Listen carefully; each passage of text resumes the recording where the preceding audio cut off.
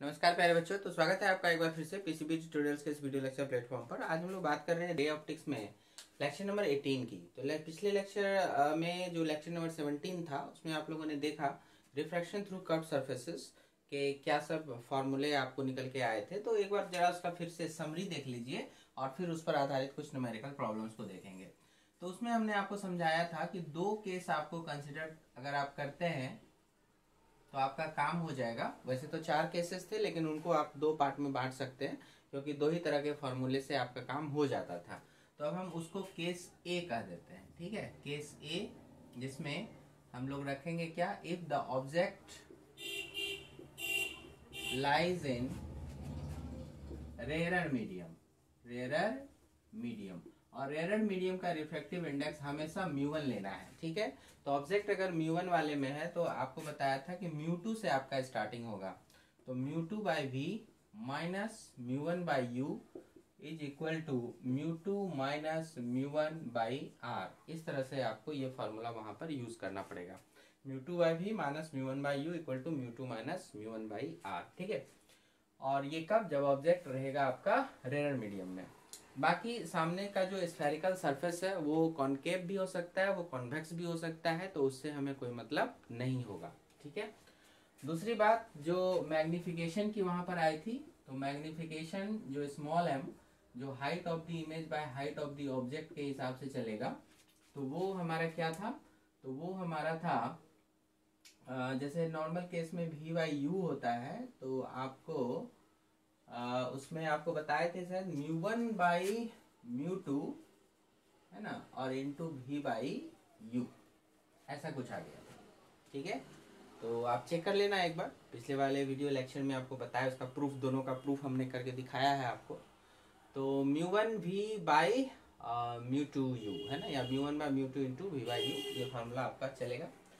और case B अगर आप उठाते हैं तो if the object lies in denser medium में अगर वो रहे, जैसे डेंसर मीडियम के रिफ्रैक्टिव इंडेक्स को हम लोग म्यू2 कह रहे हैं, सो म्यू2 में रहे, तो आपको करना क्या था कि इस फॉर्मूले में जो म्यू2 है उसको 2 को 1 बदलिए और 1 को 2 बदलिए, ठीक है। और फिर इसी तरह से इधर भी राइट साइड भी म्यू1 माइनस म्यू2 इस तरह से बाय आर आ जाएगा। और यहाँ पर भी मैग्निफिकेशन उसी तरह से height of image by height of object, इसका भी वेरिफिकेशन या डेरिवेशन जो कह लीजिए वो आपको पिछले वीडियो लेक्चर में बताया गया है। So 1 will be replaced with 2, 2 will be replaced by 1 and other things are same. So आपका m equal to mu two by mu one into v by u हो जाएगा, और उस केस में वहां पर ऐसे हो जाएगा। तो मैंने आपको बता दिया कि जैसे कि सरफेस कैसा भी रहे, जैसे इस तरह का है सरफेस है ना, ये ऑप्टिकल सेंटर यहाँ पर हो गया, या पोल भी बोल सकते हो आप इसको। तो ऑब्जेक्ट अगर यहाँ पर है तो चलो लीनियर ही ले रहे हैं, है ना। और ये अगर रेयर में है तो मतलब म्यू1 इधर हो गया और म्यू2 इधर हो गया। तो इसका इमेज जो था इधर कहीं पर अपना बन रहा था, मान के चले कि ऐसा कुछ इमेज इधर बना है एस, ठीक है। ये ऊपर की height H, height of object, ये नीचे चला गया हाइट ऑफ इमेज। ये दूरी इस तरफ लेनी है हमको जो v कहलाएगी, ये दूरी इस तरफ लेनी है जो u कहलाएगी। इसका साइन जो होगा वो निगेटिव होगा। जब आप वैल्यू पुट करेंगे, न्यूमेरिकल प्रॉब्लम बनाएंगे, तो निगेटिव साइन के साथ, ये v जो आप डालेंगे यहाँ पर पॉजिटिव साइन के साथ। इसका रेडियस ऑफ कर्वेचर अगर ये शेप है तो इधर ही होगा, तो रेडियस ऑफ कर्वेचर इसी तरफ आ गया r, तो वो निगेटिव साइन के साथ लेना है। तो साइन कन्वेंशन की बात हम आपको समझा रहे हैं। और अगर आपका ये जो सरफेस है ये अगर दूसरे तरह से भी रहा, मतलब इस तरह से भी रहा कॉन्वेक्स, तो इस पर तो पूरा डेरिवेशन ही कर रखा हमने, तो वो आप देखिएगा।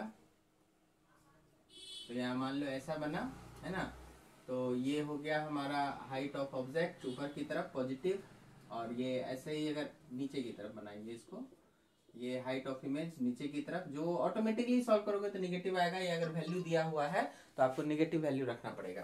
तो ये सब चीज ध्यान में रखिएगा। और इधर आना है तो u, और इधर जाना है v, है ना, एंड सो ऑन। और इसका रेडियस आपको इधर ही पड़ेगा r, तो this will B positive, this v will be positive, u will be negative, है ना। तो ये सब आप प्रॉब्लम्स में करोगे। तो इस तरह की बहुत सारी चीजें हैं। तो चलिए अब इस सबको हम लोग प्रॉब्लम में अप्लाई करके बढ़िया से देखते हैं उसको। यहाँ तक अच्छे से कंप्लीट कीजिए, आगे बढ़ते हैं। आइए बच्चों इस सवाल को पढ़ते हैं। बहुत ही बढ़िया सवाल है। देखिए, a glass sphere of radius r equal to 10 centimetre दिया हुआ है, इज केप्ट इनसाइड वाटर। इसको कहते हैं पानी में आपने रख रखा, मतलब इधर भी पानी है उधर भी पानी है। Okay, a point object O is placed at 20 centimeter from a से देखिए 20 सेंटीमीटर इधर करके एक पॉइंट ऑब्जेक्ट आपने यहाँ पे रखा हुआ है as shown in figure. Find the position and nature of the image. आपको इसका, इस ऑब्जेक्ट का जो इमेज बनेगा उसका आपको पोजीशन फाइनली पता लगाना है। When seen from other side of the sphere, मैंने इधर से देखना है, मतलब आंखें हमारी जो है वो इस तरफ रहेगी, ऑब्जर्व करेगा ऑब्जर्वर उस तरफ, तो उसको किधर दिखाई देगा इमेज, और ऑब्जेक्ट जो है हमारा यहाँ पर है। ठीक है, पॉइंट ऑब्जेक्ट ही है, इसलिए मैग्निफिकेशन का कोई टेंशन नहीं है यहाँ पे, सिर्फ पोजीशन बता देना है। ऑल्सो ड्रॉ द रे डायग्राम, और गिवन है 3/2 is the refractive index of glass and water का 4/3। तो चूंकि ये वाटर में रखा हुआ है, सो इस तरफ का मीडियम आपका म्यू डब्ल्यू, इधर भी म्यू डब्ल्यू है, और ये अंदर में तो म्यू ग्लास है। ठीक है, तो चलिए पहले रे डायग्राम से ही हम लोग काम करेंगे। तो कैसे काम करना है ध्यान दीजिए। यहाँ से एक रे जाएगी जो इस प्रिंसिपल एक्सिस के काफी करीब होगी, है ना, लेकिन आपको ठीक से साफ साफ दिखाई दे तो हम थोड़ा सा यहाँ पर बना रहे हैं इसको। ए पोजीशन यहाँ ले आइए, जगह खाली होगा। ठीक है, अब यहाँ पर नेक्स्ट क्या करना है, इसको मिला दीजिए, नॉर्मल मिल गया हमको। ठीक है, जहाँ पर भी आप इंसिडेंट कराएंगे वहां से सेंटर को आप मिला दीजिए इस तरह से। ठीक, अब क्या होगा कि इधर आपका वाटर है, अंदर में ग्लास है। वाटर का हो गया 4/3 जो कि कम होता है म्यूजिक 3/2 से, 3/2 से कम होता है 4/3, 4/3 1.33 आएगा, 3/2 1.5 आएगा। तो इसका मतलब ये डेंसर में इधर हो गया, इधर रेयर हो गया। तो ऑब्जेक्ट कहाँ रखा हुआ है, रेयर मीडियम में रखा हुआ है। तो आपको क्या करना है, अब फिर डेंसर की तरफ इसको बेंड करना है। तो अब ये कितना बेंड होगा, हो सकता है देखिए इतना तो जाहिर है कि ये इस पाथ पे नहीं जाएगा, अब वहां से वो बेंड होगा। अब कितना बेंड होगा, कहाँ पर जाके स्ट्राइक करेगा, तो ये सब पता लगाएंगे, फिर ये डायग्राम ड्रॉ करेंगे तो सही रहेगा। तो फार्मूला लगा लीजिए, फार्मूला आपने पढ़ा था। तो यहाँ पर आप एक काम करें, इसको P1 कर दें। सो अप्लाइंग, सॉल्यूशन में अब लिखिएगा applying formula at first surface, इधर वाला सरफेस जो हो गया फर्स्ट सरफेस कहलाया। तो फर्स्ट कर्व्ड सरफेस। ठीक है, ऑब्जेक्ट कहाँ लाई कर रहा है, रेयर मीडियम में, μ1 में। तो μ2 से फॉर्मूला बताया था, शुरू करें। तो μ2/v minus μ1/u is equal to μ2 minus μ1/r। इस तरह से आप कर सकते हैं। μ2 की वैल्यू क्या होगी, तो जो डेंसर है आपका ये μg, दिस इज लाइक μ2 3/2 बताया, हमेशा डेंसर वाले को μ2 और रेयर वाले को μ1, ये हमेशा याद रखना है। तो वैल्यूज को पुट करें आप, μ2 की वैल्यू 3/2 हो जाएगी, तो 3/2 ऐसे रखा, भी तो फाइंड ही करना है, माइनस μ1, तो μ1 is 4/3, so 4/3 and put the value of u। तो u का वैल्यू देखिए क्या होगा बच्चा, इधर से इधर को आ रहा है ना, इस तरफ आ रहे हो आप, तो निगेटिव हो जाएगा ये। ठीक है, तो माइनस लगा के 20 पुट करना है, साइन कन्वेंशन के साथ पुट किया जाता है। तो u की वैल्यू यहाँ पर माइनस लगा के 20 पुट हो जाएगी according to the given figure. Okay, अब आपका ये वाला μ2 हो गया हमारा 3/2, μ1 हो गया 4/3 एंड डिवाइडेड बाय r। तो r जो है ना, यहाँ से हम लोग देखेंगे r इस तरफ जा रहा है ऐसे, तो ये क्या होगा, पॉजिटिव साइन। ठीक है, उस तरफ जा रहा है, और कितने का, 10 सेंटीमीटर का, तो +10 एज इट इज। और अब इसको सॉल्व करेंगे तो हमें v फाइंड होगा। ठीक है, तो चलिए फटाफट इसको सॉल्व किया जाए। तो 3/2v प्लस 4 से मैं इसको काट दूंगा, 5 5 3 15 और इधर क्या हो गया, इधर 6 एलसीएम हो जाएगा, नीचे आएगा 60 एंड 339 माइनस 8 तो 1 हो गया। ठीक है, चलो तो यहाँ से ये 3/2v equal to 1/60 minus 1/15, so this becomes 60 and this is 1 minus 4, now 3/60, so 1/20. Okay, so we get v, the value of v, तो 2 से काटिए ना, 10 आएगा, 10 इंटू 3 30 माइनस 30 सेंटीमीटर। v हमारा क्या मिला, माइनस 30 सेंटीमीटर। मतलब कि ये रे जो होगी ना, ये एकदम थोड़ी सी बैंड होगी। ये अभी जैसे कि इसको इधर जाना था तो अंदर की तरफ बैंड होना है, तो ये एकदम थोड़ा सा बैंड होगा अभी भी। मतलब देखो, अगर ये ऐसे पैरेलल हो जाएगा ना प्रिंसिपल एक्सिस के, तब तो कटेगा ही नहीं, इधर ना इधर ना इधर। और ज्यादा हो जाएगा तब तो इधर ही कट जाएगा, तो उस केस में भी पॉजिटिव आना चाहिए था, भी निगेटिव आया, इसका मतलब ये पैरेलल से थोड़ा ऊपर ही ऐसे करके रहेगा। तो ऐसे करके रहेगा तो पीछे बढ़ाने पर वो कहीं पर कट करेगा। तो ये रे इसका डायग्राम में ये थोड़ा सा ऐसे मुड़ा और इसको ये पीछे बढ़ाने पर ऐसे कहीं कट करेगा। तो this is image formed by first surface. First surface के द्वारा जो इमेज फॉर्म हुआ है वो I1 के रूप में दिया गया। और इसकी दूरी कितनी, तो दूरी जो ये निकला है ना -30, तो यहाँ से हम लोग 30 और माइनस का मतलब इस तरफ, तो ये डिस्टेंस 30 सेंटीमीटर का हो गया। ठीक है, माइनस साइन को यूज नहीं करेंगे, माइनस का मतलब हुआ कि इस तरफ आना है ना, रे के इंसिडेंट डायरेक्शन के अपोजिट। तो उधर से इधर आ गए आप। ठीक है, तो आ गया ये 30 वाला आ गया ये, ठीक ना, ऐसा। अब क्या हुआ कि आपको देखना तो उधर है, तो आंखें तो यहाँ पर है, तो ये रे जो अब यहाँ पर आई, अब इस सरफेस पर फिर से एक बार रिफ्रैक्शन का फॉर्मूला आपको लगाना पड़ेगा और उसके बाद ही रे बाहर जाएगी ना। हाँ, तो अब इस केस में क्या हो गया कि चूंकि इंसिडेंट रे अब ये ग्लास से होकर के फिर वाटर में जाएगी, तो ग्लास हो गया डेंसर मीडियम। तो हम यहाँ ये मान के चलेंगे कि object is kept in denser medium. ठीक है, जो इंसिडेंट रे होती है वो किस तरह के मीडियम में है, म्यू1 में है या म्यू2 में है, उसके हिसाब से ही फार्मूला ड्रॉ किया जाता है या फिर लिखा जाता है, फिर उसको अप्लाई किया जाता है। ओके, ऐसा नहीं सोचिएगा कि अभी ऐसे कर दिए तो ये एक तरह का ये वर्चुअल इमेज बना, जो कि सेकेंड सरफेस के लिए ऑब्जेक्ट का काम जरूर करेगा। तो आपको ये नहीं सोचना है कि अभी भी ऑब्जेक्ट कहाँ रह गया, रेयर में रह गया, वाटर में रह गया, ऐसा नहीं सोचना है। हमें इंसिडेंट रे के हिसाब से सोचना है कि ये जो आपका सरफेस है, इस सरफेस पर आने से ठीक पहले जो इंसिडेंट रे है वो कौन से मीडियम में लाई कर रहा है। तो हम क्या देख रहे हैं, ग्लास मीडियम में लाई कर रहा है। ग्लास मतलब यहाँ पर तो वो डेंसर है, तो म्यू2 में लाई कर रहा है। ठीक है, तो ऑब्जेक्ट को हम ये ट्रीट करेंगे यहाँ पर कि वो डेंसर में लाई कर रहा है। तो फार्मूला आपका जो इस बार लगेगा सेकेंड सरफेस के लिए, तो फिर again applying formula at second curved surface. तो ये आपका देखिए 2 को 1 बनाएंगे, 1 को 2 बनाएंगे, 2 को 1 बनाएंगे, 1 को 2 बनाएंगे, और फिर आप वैल्यूज को पुट करेंगे। ठीक है, तो चलिए वैल्यूज को पुट करते हैं।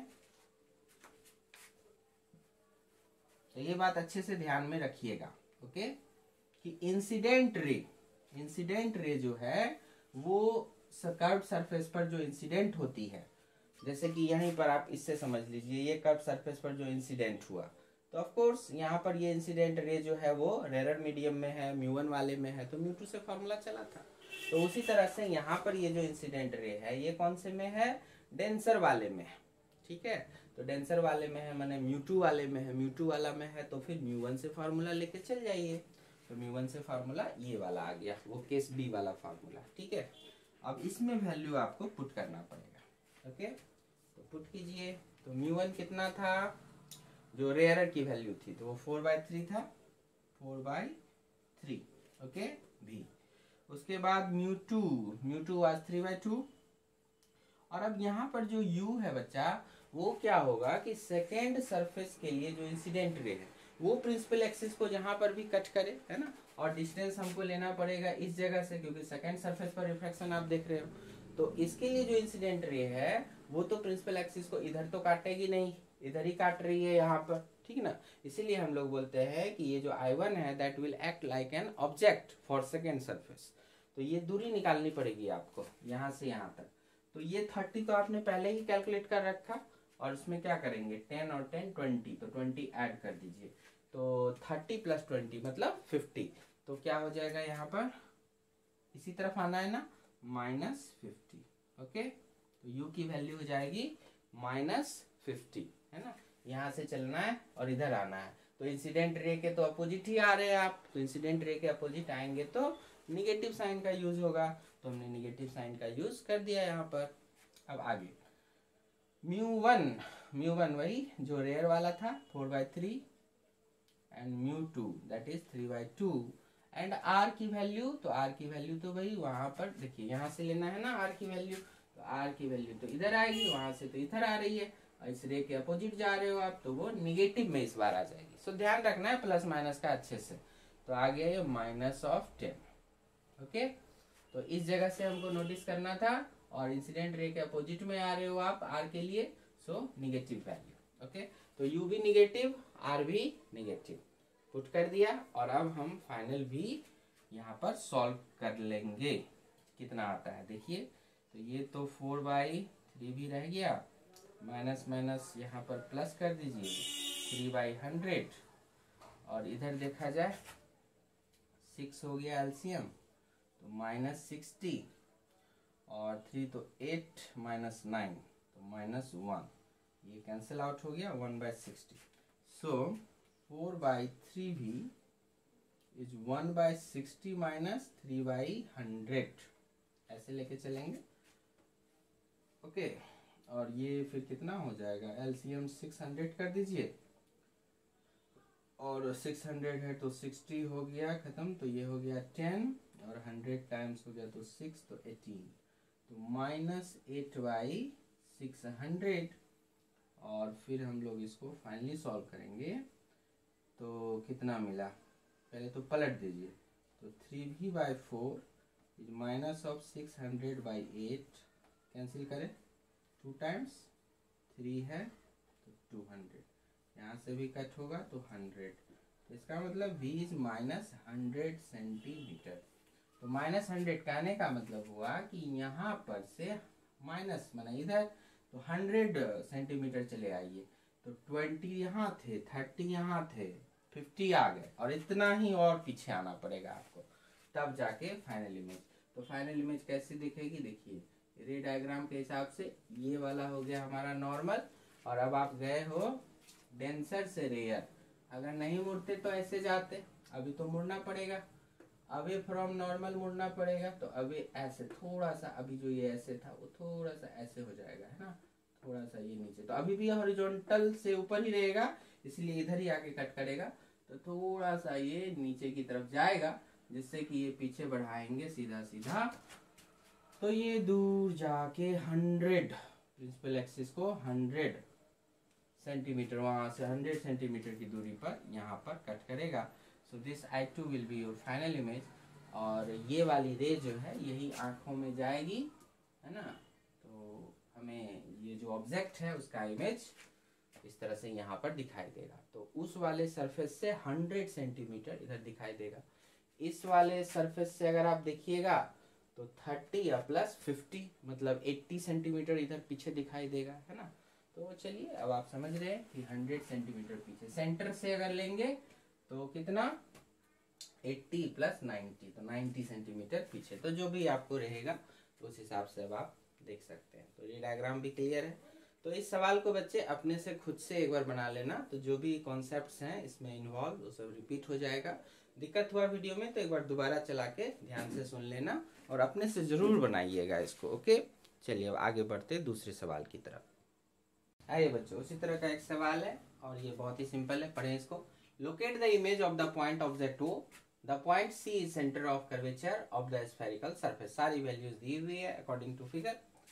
चलो सबसे पहले डिसाइड करना होगा आपको कि इसमें फॉर्मूला कौन सा लगाएं, ठीक है।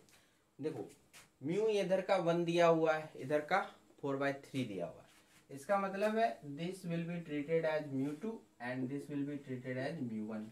बताया था आपको कि जो म्यू जहाँ पर कम होगा उसको म्यू1 मानना, और जो म्यू ज़्यादा होगा वो डेंसर हो जाएगा, म्यू2 मानना।